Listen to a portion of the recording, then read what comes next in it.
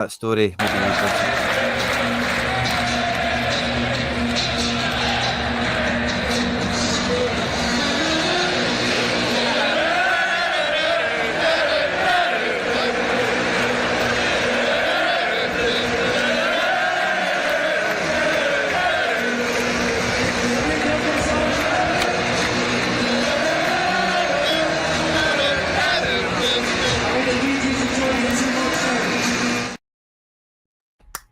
Hail, hail, the Celts are here, and what the hell do we care now? It's Derby week, we're getting into the spirit, with a wee bit of a throwback to Brendan Rodgers' arrival at Celtic Park, a wee bit of Zombie Nation in the air. Good to see you all. Hail, hail on arrival, of course. We're here on a Thursday night. I'm joined as ever by McBride Ace. Good to see you, mate. That's the first time I've seen that video since the last time we were on here talking about the Glasgow Derby, so memories, brilliant, love it. Zombie Nation. Good evening, everybody. And we brought in the big guns for the big occasion. Back on the stream with us tonight, we've got Mark Patrick Rare. Mark, good to see you, mate. Good to see you guys. Hail, hail. Good to be back and good to be talking about Celtic. Good to feel good about the club. So happy to be back, guys. Yeah, it should be a good one as well. We've actually had a big week on the channel already with Anthony Joseph from Sky Sports News with a special podcast for myself out yesterday. So if any of you didn't catch that, feel free to check that out at your leisure, of course. Make sure to hit subscribe, like, share, retweet, all that good stuff, of course. But coming into this one, guys, it's great to have you back on, Mark. It's been a while, and there's been a lot kind of going on since the last time you were on, and it kind of maybe helps me and McBride zoom out a little bit, perhaps. But this has been a really busy couple of weeks, especially. We're at the end of this ultra marathon, and there's so much. This game is like so different to any other derby we've had so far this season. I know we've had them in a cup final, and that's very meaningful, but in a lot of ways, this one to me feels like the most meaningful of the season. We should be in top form. They're in some sort of situation. It's kind of undescribable at times, whether it's where it is on the scale of whatever. They're playing tonight. Obviously, we'll have a little gander to one side where we're on live to see how their result is going, of course, just out of curiosity as much as anything. But there's going to be away fans as well. There's so much going on in this game. Although it doesn't actually, competitive-wise, it probably means the least. But it feels like, for me, kind of vibes and atmosphere-wise, it maybe means the most. Thoughts and feelings from anyone? Yeah, I think it is quite a weird game in the fact that it doesn't really have, like you say, there's no competitive. I mean, the league's done, and that's that, as a famous poet once said. But I think that the fact that there's going to be fans, I think, is big. And I think there's kind of like there's like this sentiment that generally emanates from Ibrox, or their fans in general, particularly now I'm living in that area and hear and feel it a little bit more than I've felt it before, is like they kind of amplify themselves. Like when they beat us in at Ibrox, the way they behaved after it was as if they'd won the World Cup, and then obviously they go on a massive run of getting battered off everybody, actually, apart from European teams, as it turns out. But so I think there's something kind of, I think there's definitely something quite personal. We've got the team handed. Yep. I think there's something quite, I don't know about you, but it feels quite personal this time. It's like really want to smash them, and because of that, the game at Ibrox actually just upped me. Not just because, let's be honest, it was a really below par performance, not good enough from us. But you're allowed that in a season, maybe not against Rangers, but it feels like we do owe them for that. And the fact that the way that they overreacted as usual in their celebrations about that game. So totally feel that. The fact that the fans are there. Just on the fans, how many fans are they allowed? 2.5. 2.5. Hibs had 7 for context, so kind of just right in bosom of the corner. Yeah, I just want to really see them really feeling it as well when the goal goes in for us. I want to get back into that. I think a lot of their kind of pain and suffering is they've not really owned it. They've kind of tried to kind of deflect it, and just pretend everything's brilliant all the time. And so, yeah, I do feel like we owe them one. Like, aside from the fact that we're obviously smashing them in the league, I think on an individual game basis, we do owe them one. And it kind of always irks me, that game. I don't know if you remember it, was the game we were like 5-0 up at 60 minutes or something like that, under Rodgers' first spell. And I was just like, come on, break that record. Make it 8, really. And we never done it. Brendan started taking players off and all that, and that upset me. So I've a perverse lust to break that record someday. I'm not saying we're going to do it this week, but I'd certainly love it if we did. There's a lot of people that think Brendan Rodgers is coming in this game feeling the way you're feeling, Mark, in terms of like we owe them one from this season. I named the stream actually score to settle. I kind of feel that there's a wee bit of that going. Like every season when you win the league or you win trebles and stuff like that, there normally is a derby match or two where you point to and go, we had a great day on that one. We absolutely took them to the sword and look what we came out with. And this season, yeah, it's not really been there. So that's still kind of on the to-do list, on the agenda, as it were. McBride, you're back with us, sorry.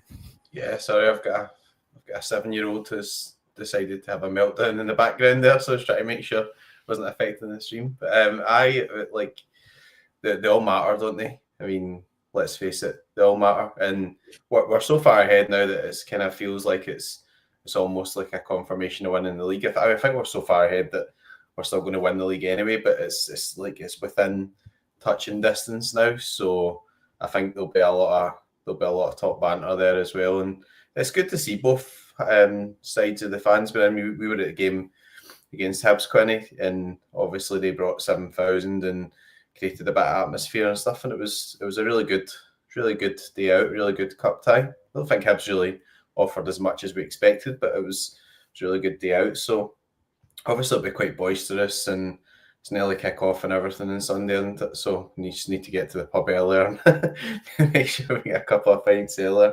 I think it'll be a belter, and I think that like Celtic will be really up for this one, to be honest. Actually should be for all Glasgow derbies, but I think Celtic have been playing really well and will be proper up for this. It'll be a great game. Yeah, I think so too. I think as well, like so much of this season has been around the new faces in the squad, players that have been signed, and maybe once we get through January as well, maybe it becomes a little bit more about some outgoings as well, and just the overall kind of makeup of the team. But the starting 11 feels weirdly settled, right now. Again, last week when we were here doing the predicted 11 was pretty futile. It was pretty obvious what the whole team was going to be. There was no position in any doubt or any question, and it feels like the same coming into the weekend. So like that perverted loss that we've got for maybe beating records and whatever, like a front three bit firing of Kuhn, Maeda and Jota, like really all manner of goals are on the table, you would think. And like AJ's in the chat here saying like you can't really be looking at settling scores and all that kind of stuff, but 100% because the fans are there. They've got a fan on the line. But that's so like cannot have. I'm sorry, but if you've not played football before, if you've not played football before, that's what it's all about. You need to G yourself up. It's all about that. It's all about going in the mode. Don't get me wrong. When you go on the pitch, you've got a different psyche and you're like calm and whatever. But it's all about that. You ask anyone that's played football, any ex-pros, it's all about that stuff. They forget everything. Sorry, they remember every single detail. The guy that tried to get them in the 4th minute of the game. Of course, it's all about that. You can't ignore that. And by the way, that's what gets a lot of players psyched up and in the mood for those games. Come on. Look at Joey Barton, remember? And he talks the biggest game of all time. He bottled it. A culmination of the fans and our players just absolutely played them like a fiddle. You can't pretend that stuff isn't highly relevant in this fixture. Out of all fixtures in the world, that is all absolutely relevant. So totally, this is like as McBride said, doesn't matter if you're 50 points behind and you've won the last 3 games. This game matters. So it's really important, and I absolutely, like you say, agree with you guys that feeling like we owe them one is absolutely on the table here, and I think you won't hear players going on about it, but privately they will be saying it, no question. We need to get them back for that one that they done as Ibrox. Yeah, no, I agree with that. I think it was a disappointment that day as well. Like I don't think we were playing like that well at that point, but obviously there was a few things going on. There was like kind of flu going through the camp, and then Engels never started that game. So I was having a sort of discussion with somebody about that recently as well, and it's like that day Engels never started, and you really notice that a lot as well. So I think there'll be quite a few guys in there who'll be looking at that, and they'll want to make amends. They'll be wanting to get a win at home, and I think the atmosphere side of things actually will suit Celtic. If you look at all the games this season, take that game aside, because obviously it was a wee bit of a one-off in terms of performances, etc. But in a lot of the big games, Celtic played really well. So that sort of powder keg atmosphere, and it's a big game and everything, that will hopefully drive people on. And you said earlier as well, Quinny, Rangers are playing tonight. Celtic have had a free week, so there's no real excuse in terms of build up of fixtures, or I don't think, touch wood, there's no sort of late news on guys that are out, etc. But it seems to be a more sort of settled team at the moment, and I think it'll be one of those. Celtic controlled the game against Hibs, and you'd expect that Celtic will come out and they'll look to dominate and control the game again. I can't wait now. Before I came on, I wasn't really sort of getting that feeling. But see, once you start talking about it, don't you? You start to feel the build up, or some of the nerves, or the excitement and stuff like that. And that's what will fuel the whole game, I think, on Sunday. Yeah, I'm with you. And I think like you say, Rangers are playing tonight, right? But they didn't actually play at the weekend, so it's not like it's obviously it gives us the advantage. Obviously, we've got our feet up tonight, and training tomorrow, quite chill. Whereas, it's a different situation for them. But really, if you could have picked to have one game this week, midweek or the weekend, I don't know. I don't think there's a clear cut, oh, this one's better or not, sort of thing. So, I don't think it's an excuse for them either. Oh, we played Thursday night because you didn't play last weekend, So it's one of those ones. So yeah, and I'm all about for me these games. I can remember the last time I was at one of these derbies, and it was, I think it must have been Gerrard that was the manager, maybe it was Warburton, but it was my American friend. He was my manager at a job or whatever. He had tickets, and it was in next to the Rangers end, but on the top tier, looking down on them. And it was so good watching them after we scored goals, and watching them leave early and singing them out and drowning them out. It was brilliant. It was a great memory. And I'm looking forward to it, or I won't be there, but for anyone that is going, it's brilliant, just rubbing their noses, isn't it? It really is. That's the whole part of it. It's getting one over your rivals. It's we're the top dogs in town, and that's what you do. You take your rival at your place. Doesn't mean anything competitively, but we're still going to batter you, because we can, and we're going to. And that's the way, as a fan, certainly, and you like to think, like Mark Patrick was saying there, competitively from the players, that's the level of pride they have, wearing the shirt, honouring the badge and all that stuff, is that versus your biggest opponent at your place, when push comes to shove, the team has had an amazing year, where we're talking about now being in the top 24 teams in Europe, or last 16, or however the phases of it all kind of shook out or whatever. And yeah, it's games like this that just reaffirm that progression and that kind of current status quo, as it were. So I'm up for it. And I think it could be with the front three, which I tried to kind of maybe bring into it a little bit there.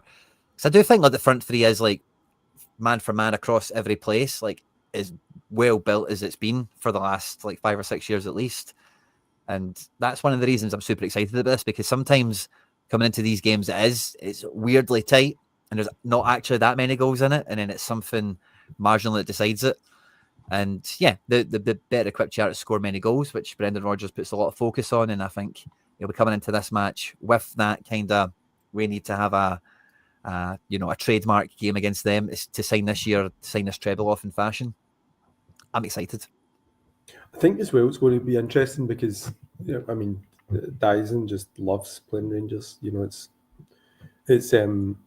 one of his favourite fixtures. I just have images every time of him forcing an error, which results in him getting a shot at goal or an actual goal. But I think it's going to be more interesting because, you know, post Kyogo, he's now playing in the middle, and it's just an insane level of form that he's in. And it's going to be interesting to see how the Rangers deal with that. I noticed tonight they're lining up with a 3 at the back, and I think that could be interesting. I'm not They did that in the first leg as well. I think that's the way they're going to go against us. I think if they go 3 at the back, this could be really interesting, because if they try to push that 3, they try to keep that 3 at the back against Daizen, he'll just play in the last defender, and that could be fatal. So it's just be interesting to see how they do shape up if they do go 3 at the back against, and we do line up as we expect with the 3 across the front. I agree with you. I think that 3 against them playing 3 at the back could be fatal for them if we dominate possession, because they don't sit deep. I mean, if you look at historically the games have played us, particularly where we've scored goals, we've nicked the ball off them while the defenders have been at the halfway line and stuff like that. So yeah, I think based on what I've seen before and based on the way that Barry's got the lads lined up, there could be lots of opportunities for us.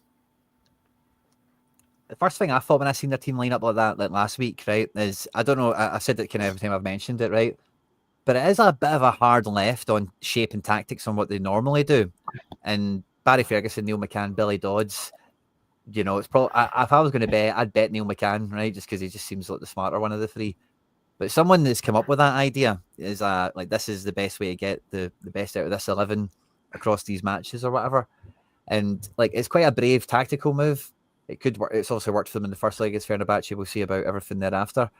But kind of one of the things that I would, 2 things. Number one, if you really boil down the shape and how it works, especially how if they try and play against us, they are just copying like Motherwell and St Mirren and what they've been doing for the last 4 or 5 years against us. You know, play with a back 5, midfield 3 in the front, and 2 guys ready to counter. You know, as soon as the ball turns over, you know, just look at bloody Van Veen and all the goals he got, and how Motherwell and St Mirren, that's just the way they play. So it's kind of funny how guys that have been analysing Scottish football for a job come into Rangers and copying like St Mirren, who we've said on this channel, St Mirren and Motherwell have been like our tougher games over the last couple of seasons. They've been like really tough opponents that have been either really difficult to get the points against, or on the odd occasion have maybe nicked something for themselves. So that's kind of funny. But the second thing is, these players and this coaching staff aren't like, they don't live and die this philosophy. They've just kind of happened upon it or stumbled into it or decided to do it for now.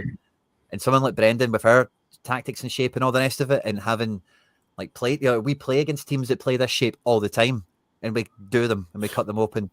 And especially if Rangers are going to try and because naturally they will have to confront us. It's a derby. The temperature will be lifted. Their fans will be there urging them on. They won't be able to sit as deep as Ross County and St Mirren and all that do in this shape. You know, they do need to come out like really good. Sorry, man.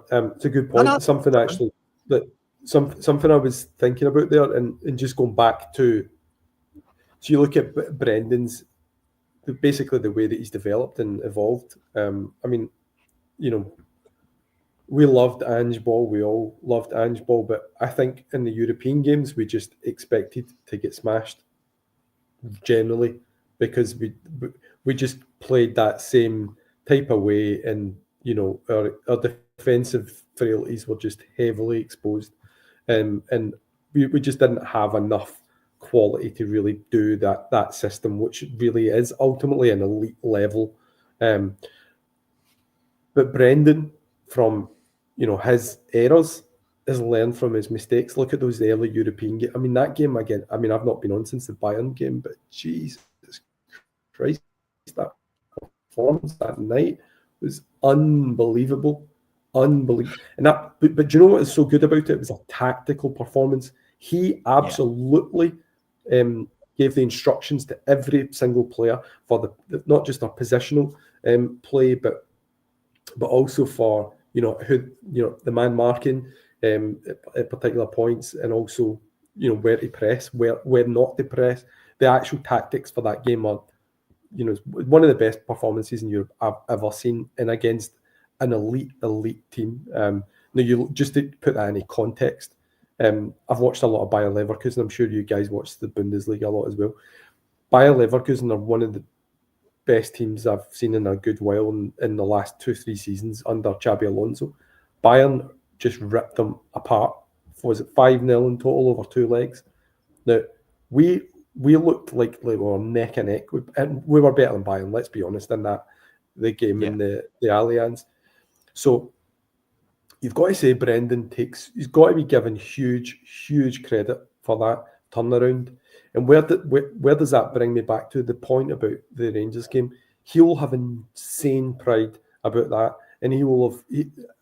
I know that he won't have slept after that game. He would have been thinking, how can I get, how can I resolve that when either we play them next? These things absolutely are important, and I think that you'll see an entirely different approach to this game than we've seen the last time. And just finally, the point about Rangers being 3 at the back, and how they approach like Fenerbahce, for example, where that's been successful. Fenerbahce's forward players, I mean, don't get me wrong, they're a good team, but El Nassiri, is he's not the quickest. You've got Dzeko, who's about 78-year-old, and you've got Tadic and stuff like. So these guys are insane football players, but they're not the quickest. They ain't going to get that against Celtic. Yep. They've got super pace, direct running. They're going to they're not going to, if they keep a high line, they're absolutely going to get smashed. And I'm pretty sure that the first thing that you'll notice in the game is that our press will be so deep into their half that will be the first challenge. How do you deal with that?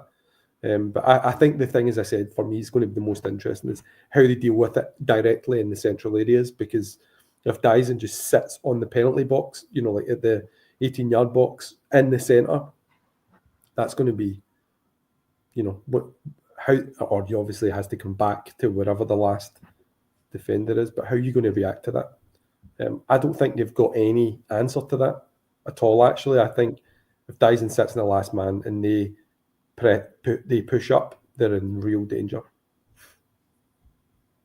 Yeah, I think that's a really good point. Maybe we were talking about this last week, Quinny, when the Fenerbahce game was on, and obviously the game's on tonight, so it's kind of topical. But like Fenerbahce obviously get guys who are like swinging in crosses and all that sort of stuff, and the way a Fenerbahce and Rangers game sets up is completely different. And not taking in away from that result, by the way, getting a 3-1 away at Fenerbahce is a really good European result, really good for Scottish football and everything as well. But I'd be more sort of worried if Rangers play against us the way they played when Clement was there, because the game, the 3-0, obviously Ibrox looked like a bit of a one-off or whatever, but Rangers played in a certain way, and we had the cup final, which ultimately was won on penalties as well. So if Rangers adopt this similar tactic to just now, I think it'll be 2 things. Firstly, Brendan will have worked on how he wants to play against that tactic. That would have been in his head, as you say. The second thing is he would have watched all these games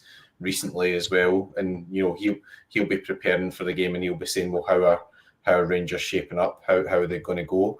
And so he'll be ready for whatever like formation or whatever sets up, and it's at home as well.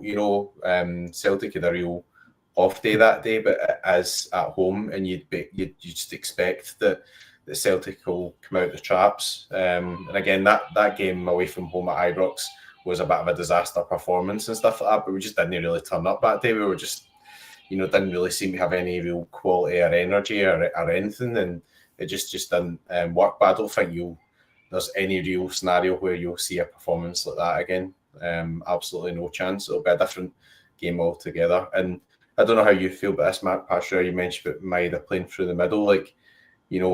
you just going to like just kind of try and get him on Tavernier, or are you just going to say, look, we don't care about that, we just want to put him in that position where he's been scoring all the goals. So he does press from the front anyway, doesn't he? But I mean, if Tavernier has been kind of playing almost as a right centre back and stuff, so it's like kind of moved in the pitch and like Maeda's following him or whatever, But how do you think that would impact things if Maeda obviously expected to play through the middle? I think it's interesting because I don't know why that is in my head, but I just have this impression that there's a strong chance one of them's going to get sent off for bringing him down as he's through and goal. I think the opportunities in that formation are more, because I just, if it's going to be Balogun, if it's going to be Balogun and it's going to be Suter and it's going to be Tavernier, then the pace isn't. Tav's pace isn't there anymore. He no longer has that. But don't get me wrong, he's not a slouch, but he's not the guy that he was 3-4 seasons ago. He's definitely lost that yard of pace. And then, Suter's never been known for his pace. And then you've got Balogun, who's 103. So you've got three guys who aren't equipped. And as I say, I just have this feeling that playing a high line, assuming that they're going to go the same way, then that one of them having to basically take Maeda out if he breaks the line to get through, it becomes a bigger possibility. To answer your point, I think you'll probably leave him to Balogun. I would imagine Balogun will be the central of the three. It would have when you're playing as the right of a three and Suter on the left. And I think Balogun is the worst equipped out of the three to deal with Maeda. But I think positionally that will just work that way. Do you think there's any chance at all that he actually plays Maeda out wide, or you think I think he's nailed down the position in the middle now, but you think he tinkers with it, or do you think he just says, right, we're just going to play Jota, Kuhn and Maeda, and that's the front three basically at the moment, and we'll just go with our best team? I think the point that you made about Brendan observing their tactics, I think is really key here, because I think Brendan, having watched him play a three, will probably be more focused on playing Maeda in the middle, purely because of the havoc that it'll cause him. It's not even just about Maeda doing like amazing skillful runs through the middle. It's just the chaos he causes by pressing into that space where errors get made. They make passes in a hurry, and it basically forces people into rushing their play. So I think in that wide area, when he does that, it's good, but you don't really get so many direct goal scoring incidents off the back of it away on the left. But directly in the middle, I think that's why I'm saying that. For me, I think it's going to be really interesting, because if that works in the way that I think it can, then you're going to see goals. And I do have it's just my feeling. If they line up like that, there's a red card in it for me as well. Just not being able to contain his pace, just the lack of pace in the back line. If they play a high line. This is the team they're playing tonight, for context, in case anyone's not seen it. So, and that's how they're displayed is being presented, very similar to anyone that caught the show last week in terms of what we've seen there. But yeah, just in case anyone's not seen it, then you can have a wee peek. I do think tactically, it's I say that was part of the thing that, for me, like, is interesting that they've changed so much. And like I mentioned earlier, like, it feels like it's like it should really set up for us to really do a number on them, because we're so well versed at what we do. And like you say, it's not even just Daizen. Obviously, Daizen is a huge part of it, if not the most important. But a huge part of our press is also Hatate. And if you've got a back three, which becomes a back five, we can really just put four guys on that. very comfortably, very happily, and we kind of know how to, protect the rest of the pitch with the rest of the players around that. And it just feels like it would be a wee bit too much eating into our own hands. I don't think that, they can play long and run off of Tierney and Dessers and kid on it's Van Veen and Simon Murray or whatever. I don't know. But, against the likes of Vickers and Trusty and Schloop Doggy Dog, I don't know. I think it's going to be, it just feels like it's going to be a very good game tactically in that sense as well. And it might be, like you're talking about red cards there, I could definitely see it. AJ was worried in the chat about some of the score settling stuff that we might get a red card. And everything AJ, by the way, you're saying in the chat, I've seen it. And I think for like the modern professional Celtic player especially, everything you said is why I'm not worried about that kind of rhetoric, because we don't really have any red card merchants in our team that are like bomb scares that could just get wildly sent off out of nowhere. Daizen does have a few red cards in him, but I don't know how many of them you can hold against him. Only that was just UEFA just being horrific with our double standards in games where Hatate's getting elbowed in the face and Maeda accidentally bumps into somebody and he's sent off. But yeah, I think for sure. Are you able to bring that Rangers team back up a second? I just want to see who they're playing. Who's the wide players? Is it Jefty or Jefty? Jefty and Sterling.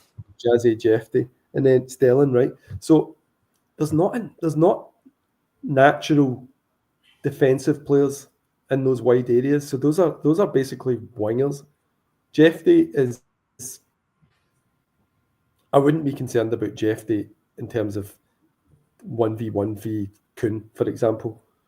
In the same way, AJ. Jota taking on Sterling. Obviously, they're going to rely on and AJ as well. They're obviously going to rely on the left and right centre backs coming out to do that. But I just think that support from those wide players to come and protect is going to be really dangerous for them, because are they going to be able to manage, as you say, not just Kuhn but Johnson and Kuhn working in tandem in that kind of well-oiled partnership? I think you're going to see, they're going to have to deal with those types of questions that they've really not, they've really not coped with well this season. But I think particularly in that formation, that's going to be the big key, and I think I think it's going to be dangerous for them. And it's just, I think, Quinny, though, I mean, we sat behind, like, obviously we were sitting behind the goals, so it was quite good to see the way the game was sort of shaping up against Hibs, looking at the full pitch. And you were saying, Daizen plays there, we play quite similar to the way we played when Furuhashi was there. But I mean, personally, like, seeing like Schlupp there at left back, like, I was a lot more confident. I mean, he is like, yes, quick. He's quite strong. I wouldn't say he's the world's best footballer in terms of like on the ball, but I think he's a kind of good addition in terms of what we were really missing in the defence. Because Greg Taylor was always good at playing the inverted position, or reasonably good on the ball, maybe not brilliant, but reasonably good, and contributed stuff in a lot of games. But Schlupp's come in and he's brilliant against Bayern Munich. Thought he was really solid against Hibs. Any other games I've watched, I've been pretty impressed with him. He's played a bit of midfield for Crystal Palace, so it doesn't look as if he's getting a bit of a nosebleed if he has to step a bit forward on the game. He's not done anything outrageous or whatever, but I've just been sort of quietly impressed by like how secure he looks and that type of thing. And just I think like he's got to start, and I think that helps us against the way Rangers set up as well, because obviously they're looking Tierney's the most sort of dangerous of their sort of attacking players, and he'll need to play against them. But yeah, I'm not really worried about the way that sets up, as long as hopefully there's no, somebody mentioned earlier, Trusty's wife's due a baby or something like that. So just tell her to wait another 4 days, right? It's not really matter now. Like, just hang on. Just hold it in, hen. Just hold it on. Hold on. Well, Scales is injured, isn't he? I don't think he was. Well, he was totally out of the squad last weekend. So I think he's out for like 4 weeks or something. Yeah, so that could be a wee bit of a problem, obviously, if you've got an issue in there. But yeah, assuming that team sort of sets up, I think that's quite key, and I think that'll set up well. Engels in the middle, I think, makes all the difference as well. Because I think in reality he's the box to box type guy in there. Like he's the guy who does a lot of sort of running for McGregor or running off the ball running. Like occupying the defenders like he did against Bayern Munich, where he's the kind of third man run. The ball comes in and he's making the run to offer the next option. So that's the way that we'll be able to sort of break things down, and he's not afraid to do a job tracking back, etc. as well. So yeah. And Engels is like the guy, isn't he, to like get us across the pitch. I think with this shape, I'm actually quite interested to see what happens with McGregor, because you do know that part of the banter they'll have coming into this with this shape, if they do use it, is like, take McGregor out the game and Celtic are down a peg, kind of thing. Because you could kind of like, you could make it quite difficult for him to get on the ball a little bit if we're playing out from the back as much. But Engels, like, no matter kind of how the game goes for McGregor, I'm very confident in Engels, like, in regardless of the tactics we use or they use or anything like that. I'm more interested I'm not doubting McGregor at all, but it's just a point of interest I've got. Just a different opponent for him in that way, like where it's not really different to other teams, like I've mentioned before, in the SPFL play it. But I'll be interested to see how he's done in a derby in that sense. But I can see just because of the gravity in the game that McGregor has, like Engels is going to burst out, into space. He's going to get away from his man. He's going to find the pockets of space to receive the ball in, etc. And I think, Engels could be on for like having his game, having his Hunskelpin moment. Yeah.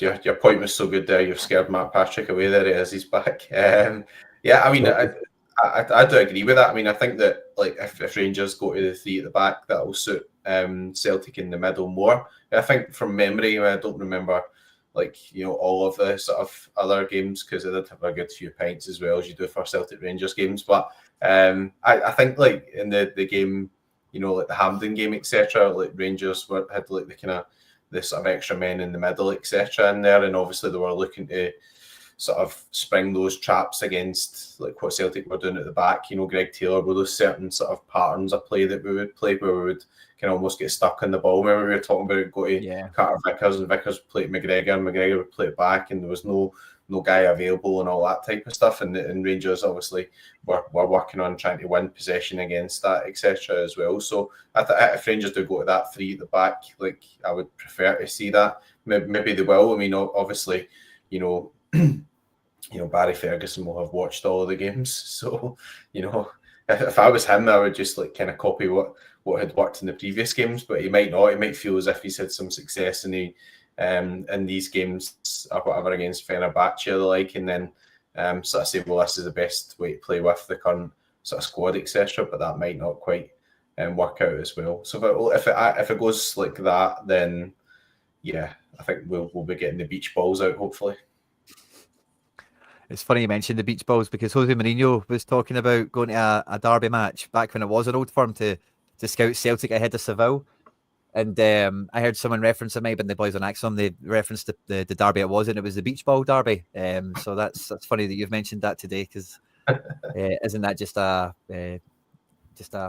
beautiful little soliloquy type thing?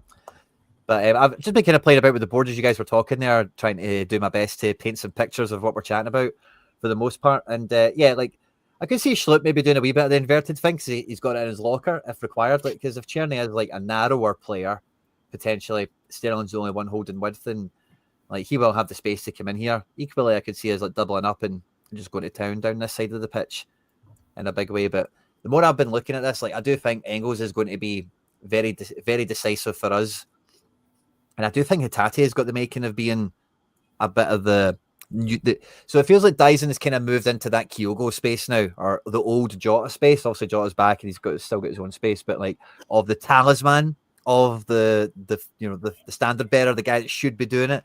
And then in these games before, when we'd have like a Kyogo or a Jota on fire, it would be like Daizen that would get with the goal, and it would be like us, like, yeah, go on Daizen, don't listen to the haters and all that.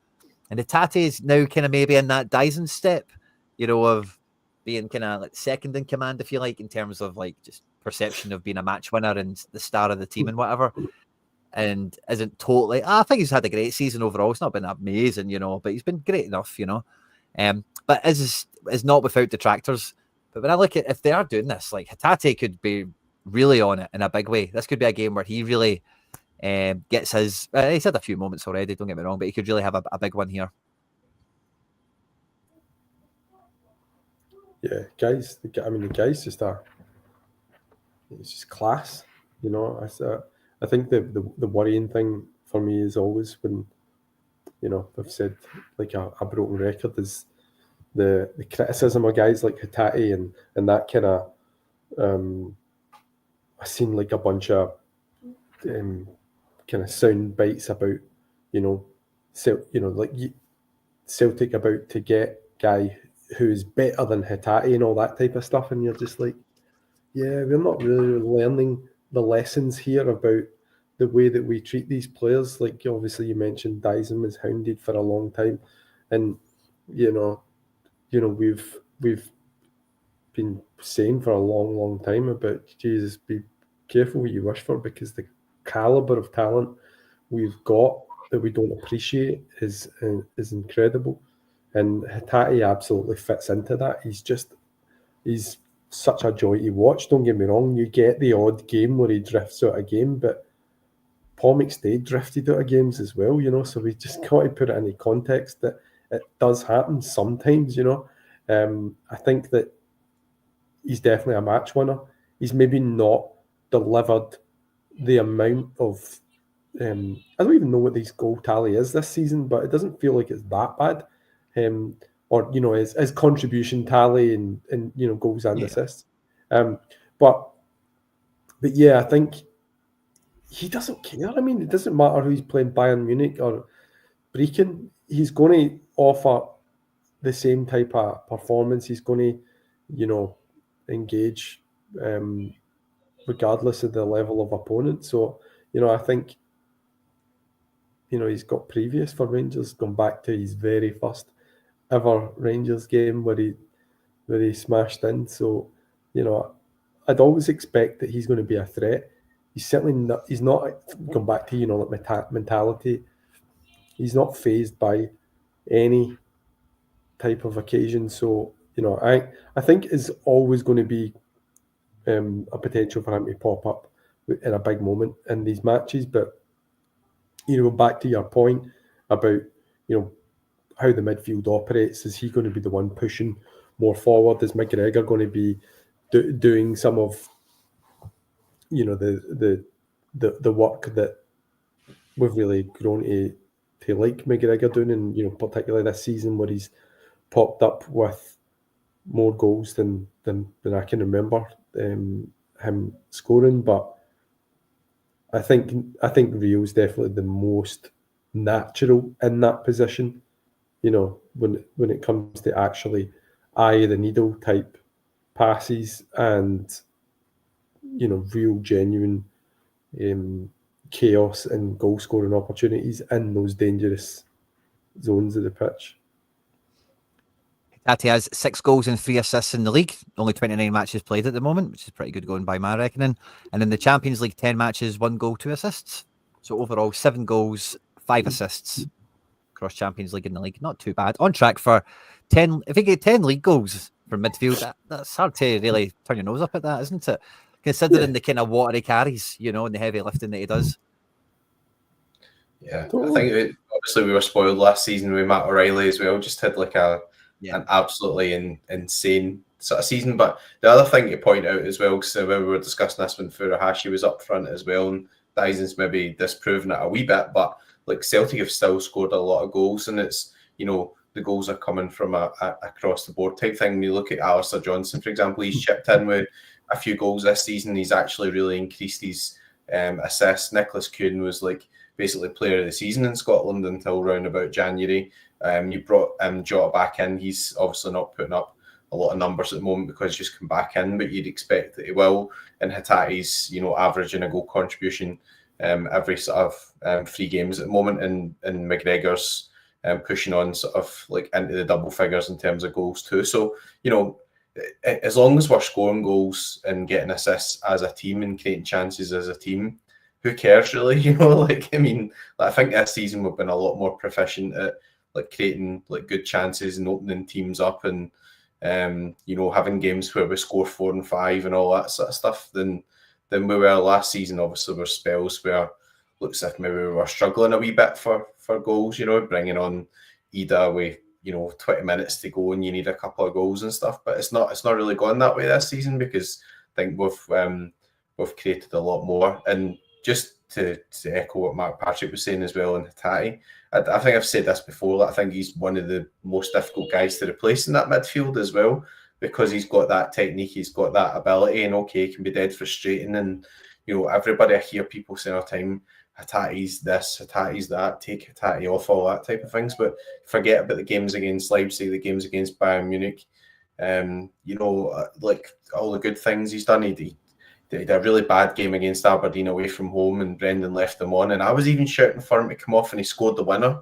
On a night where there was like 40-mile-an-hour winds or whatever, and he was the guy that took the ball down and put it in the net. So he's definitely has delivered a lot, and it's been a heavy schedule as well, where he's stood up to that, and he's kind of previous seasons you were thinking, well, we'll play for about a month or two and then his calf's away or whatever, but he's touch wood, he's seems to kind of got through that as well. So I think he's a lot better season than what Celtic does would have you believe that he's actually had, just out of frustration sometimes. So yeah, because I think like with Matt O'Reilly as well, it's a bit more clear, like his match-winning influence, as it were.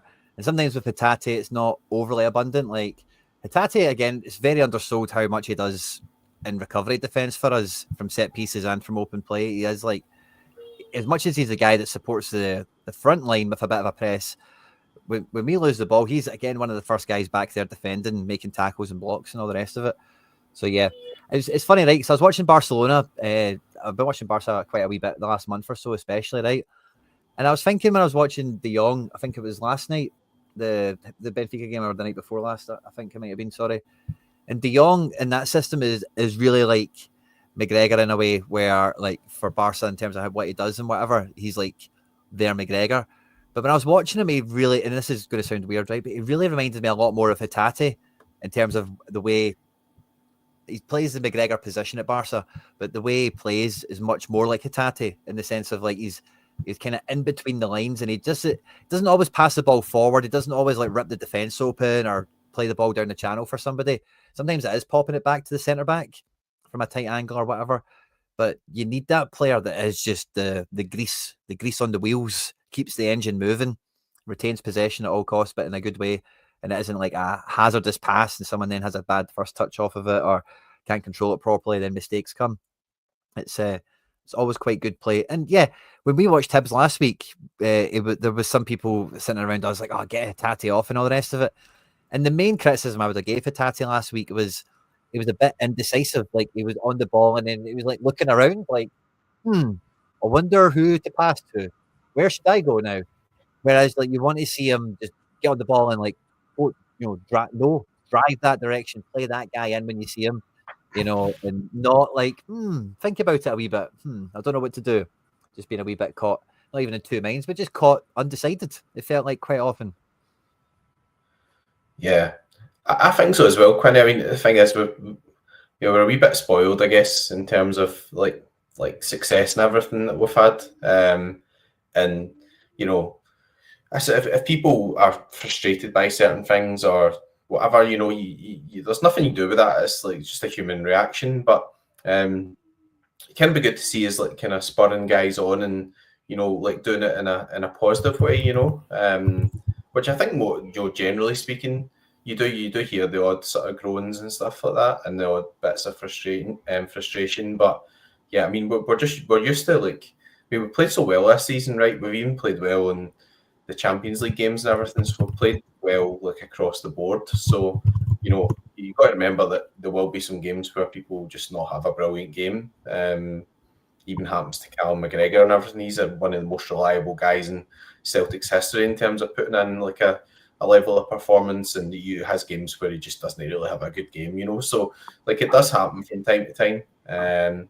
But yeah, I mean, I think Hatate's a kind of special talent. I'm not saying he's an absolute top level talent, like, because I think if he goes up an hour level, then it would be kind of almost certain that guys like that you just wouldn't be able to keep them. But I think that what he gives in our team just like works really well, and he is like in terms of progressive passing and creating big chances and all that type of stuff. He does the risky stuff, but like his stats are the best in our team for things like that, and that lets Engels is not really like that, but Engels contributes in other ways. And you know, if you put Hatate on all the corners and gave him all the penalties and everything, and you know, done all that sort of stuff, you would see maybe another 5-6 goals and assists or whatever, and people would be saying, well, that's phenomenal. But as you say, he does a lot of the work for the team in general, etc. And it's a good balance in terms of midfield, and they're all doing really well. And that's, you've got to give each one of them credit for that, because it's working in a way where McGregor can chip in and everything as well. And that's down to the three of them really. So yeah. This could be a good game for McGregor, arriving late, edge of the box, which has been his favourite. McLaughlin in the chat there, McGregor's on 9 at the moment, 8 goals from outside the box. And half of his goals have been the opening goal in games, by the way. So if McGregor scores, 50-50 chance it's the first goal of the game. And yeah, like he could definitely have a big part to say in this one, in terms of getting a derby goal, getting the fans going and all that as well. So it should be really interesting. Mark Patrick Rare, he did mention before he is behind enemy lines, and it feels like they've caught him. It feels like they've found him. We're hoping and praying that he's okay, and he's he's been cyber attacked in Red Bull. Wherever he is, he's been like cyber attacked, and they've decided they're not taking down Elon Musk and X and everything these days. Like, we're going to go after him. The 49ers have used their resources to track down Mark Patrick Rare, and the takeover has begun.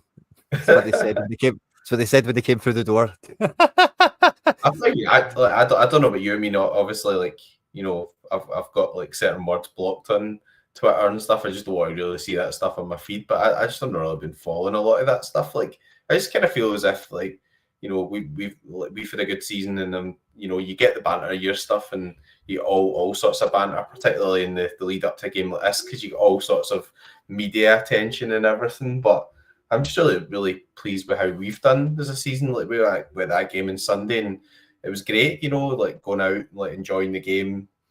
A right good sort of cup tie. I don't think Hibs were brilliant, but you know, like it felt like a really big game, you know, because you're building up hopefully towards getting the treble and everything. And you know, Hibs have been going really well, and Celtic beat them pretty comfortably in the end. It doesn't look that comfortable in terms of the scoreline, but you know, in terms of the way the game played out, pretty comfortable. So I guess the point I'm trying to make is, like, you know, it's good for us to focus on all the positive in terms of what we're doing this season or whatever, and what happens out with that. You know what I mean? You should just have the odd laugh about share issues or borrowing or charges or, you know, whatever, all that sort of stuff that everybody has a laugh about. But at the end of the day, you know, Brendan Rodgers' focus is on our performance level, you know, making sure we keep the standards up towards the end of the season, finishing really strong. And we've delivered a bit of progression in Europe, and you know, we get accused of having like a really easy draw. I'm not saying it was a really difficult draw, but like,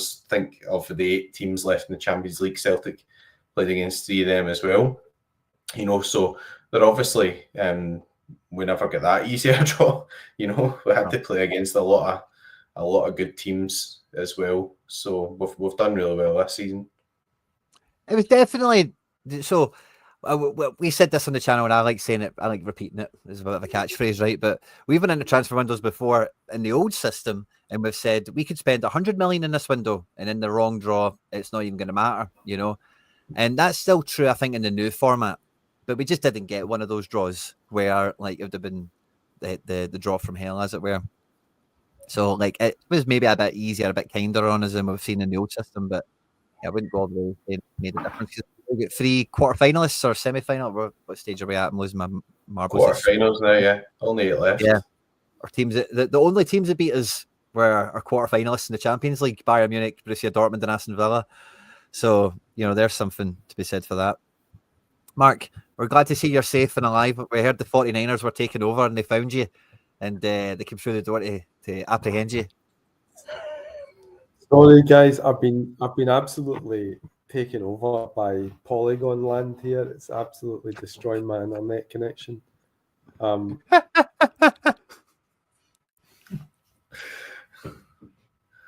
He's frozen again. Aye. Oh, sorry, AJ. I like the comment. Sorry, but I want to bring this one up. Do you think Rodgers is contemplating switching Engels and McGregor? I think one of the changes we've seen this year is that although Engels is still, sorry, where is it for me? There it's there. Although Engels is still very much box to box, like we're describing it, it's like he does get all across the pitch doing both ends of it. Over the last month or so, we have, especially in the Champions League, it's extra prominent, but even domestically, we've seen a wee bit more of Engels starting shoulder to shoulder with McGregor before letting himself off the leash and either coming out wide to support like the likes of Johnson and Kuhn with a bit of action out here, or if there's space through the middle to do something. So I'm not too sure there's a switch up in mind.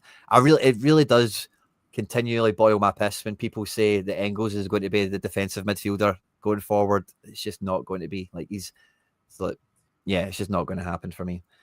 I do think we need somebody in there. That's probably a conversation for another day. And I don't think Rodgers see what Rodgers did with Kyogo and Daizen. I think that's what will happen with McGregor and Hatate. Where I think we'll sell Hatate or maybe Engels. But the next time we sell a midfielder for a wad of money, Rodgers is going to do his best to get a lot of money out the board to replace them. And it's going to be McGregor. McGregor is just going to become one of these players and we'll get somebody new in here. That'll be the next kind of move that'll happen for me. So I don't see him switching up anytime soon because he really avoided playing Daizen through the middle.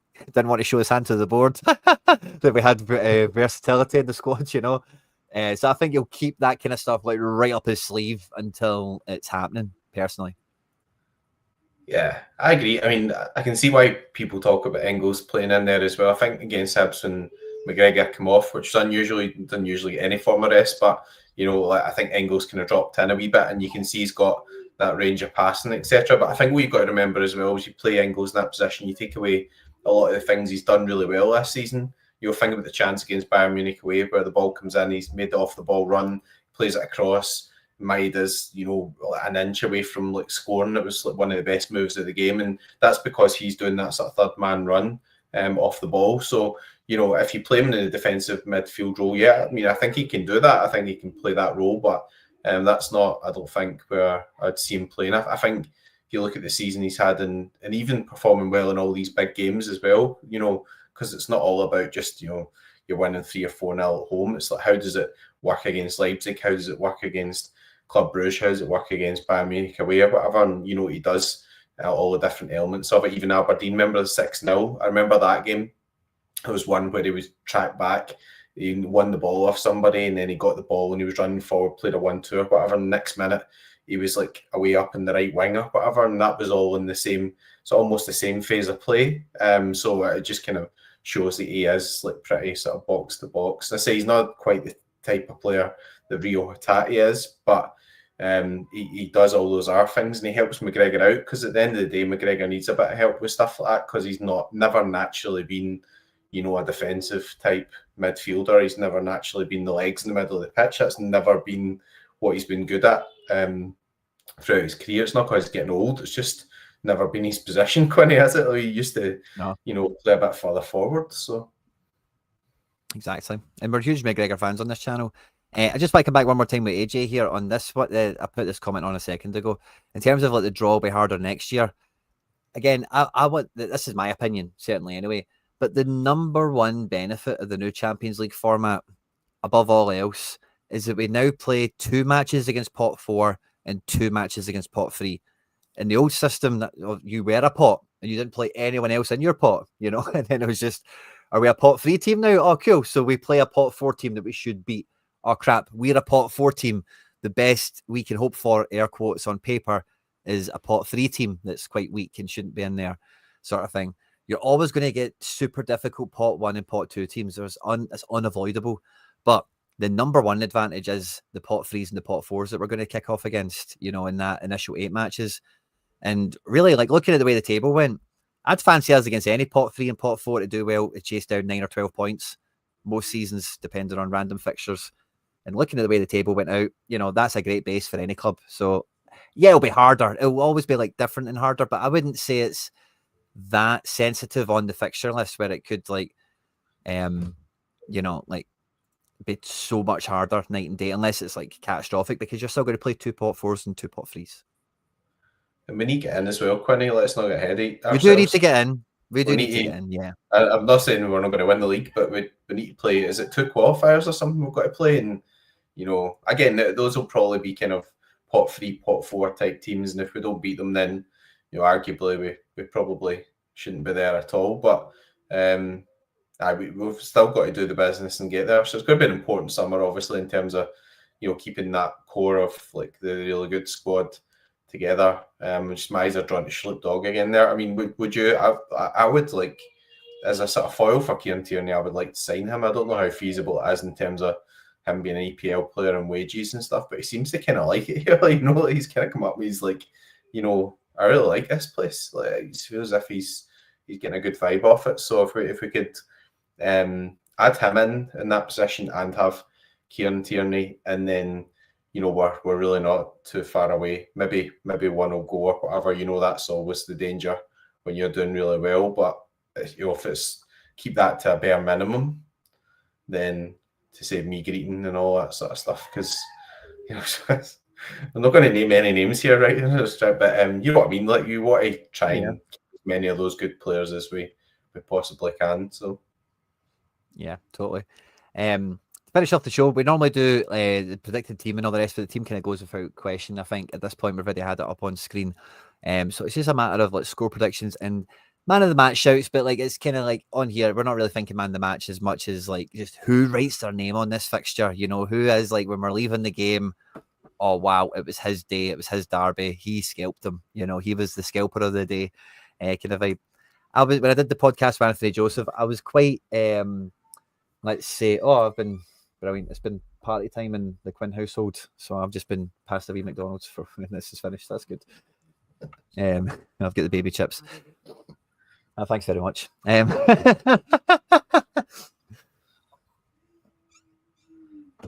Love it. So I started off with Anthony being, I don't know if I'd say conservative is the word, but I was like, maybe it's just going to be like 2-0 or something like that, because give them their dues. It was before the Fenerbahce game. It's still kind of before the Fenerbahce game. So you don't want to speak too quick ahead of turn, because imagine they battered them 5-0 or something, and then dismissing them just looks stupid in hindsight. And I ended up talking myself up to this being a 4-0 game, because I just do think like the bench is good. We've not even spoke about Yang Gang or Ida from the bench and some other bits and bobs, but I think like a lot of the stuff we mentioned earlier in the show as well, Brendan, that professional score to settle, that do the Celtic fans justice, give them a match to celebrate against a rival. And I kind of talked myself up to being kind of 4-0 or whatever. How are you feeling in that way coming into the game, McBride, score-wise? Yeah, I'm kind of around about the 3 level. I don't know. It's a weird one. I know we've not conceded a lot of goals at home, but I do feel like, we may concede. But I think I would go, we'll score 3 or 4, and I think it could be a big game for Engels. I think he's been playing really well, and I think when you look at his sort of general demeanour and his attitude and stuff, I think he is a sort of big game player. I think he really thrives on those big fixtures and things, and I think he'll want to leave his mark on some of these fixtures in the same way as he put in some really good performances in Europe, I would say as well. So I'll go Engels, and I'll go 3-1. But I think I'd hope that we do score a fair few goals, and clean sheet would be great for sorare point of view, right? Fantasy football, but yeah, as long as we score a few and we win the game, I'll be delighted. Yeah, I think Casper is the big green clean sheet machine. I think we're going to keep one. They could score. There's every chance in the world to score. We've seen it 1,000 times in 1,000 different ways. I remember a game me and you went to, and we absolutely humped them. And Tavernier scored a free kick at the end of the game to make it like 5-1 or 4-1 or something. And it was just like, oh, for fuck's sake. Of course he did. So it's not a given that we get the clean sheet, but I think like Schmeichel will want it. The team will want it. It's something we'll really strive for. And I think ultimately we'll get it. I think in terms of who writes their name on the match, I find it really hard to get away from the front line. I think Engels has got a great shout, as does maybe somebody like an AJ perhaps, or a McGregor, or Engels, of course. But I really think like Jota on his return, maybe Daizen reaching this crazy peak, or Kuhn, who's been kind of quiet, early player of the season, kind of re-emergent. The front three, I think this is just I think we're going to get goals. I think we're going to get excitement. And I think, the front three is going to be the difference ultimately. I really struggle to nail one in. It'd be great to hear from everyone that catches the video who's been live. Fist bump to all you guys in the live chat, by the way. But as soon as we end the show live, the comment section opens up. So if you've been live, make sure to come back after we've been live and leave a wee comment. For all you guys that have tuned in, to the recording after it's been out there, get into the comment section, let us know your score predictions, your shout for, man of the match, who's the scalper of the weekend, as it were. Who's your shout for that? Let it be known. I don't think we're going to get Mark Patrick back, but to any of you that are going to the game, travel safe, of course, and we really sincerely mean that. Of course, stay out of trouble. And McBride, it's been an absolute pleasure, mate. You too. Hope everybody enjoys the weekend. I am going to the game, so I'm really looking forward to it. And yeah, let's hope we score a few goals and we enjoy ourselves. That's it. On the hoops, hail, hail, and we'll catch you on the next one. Hail, hail, on the hoops. On the hoops, kind of setting off. Rawr.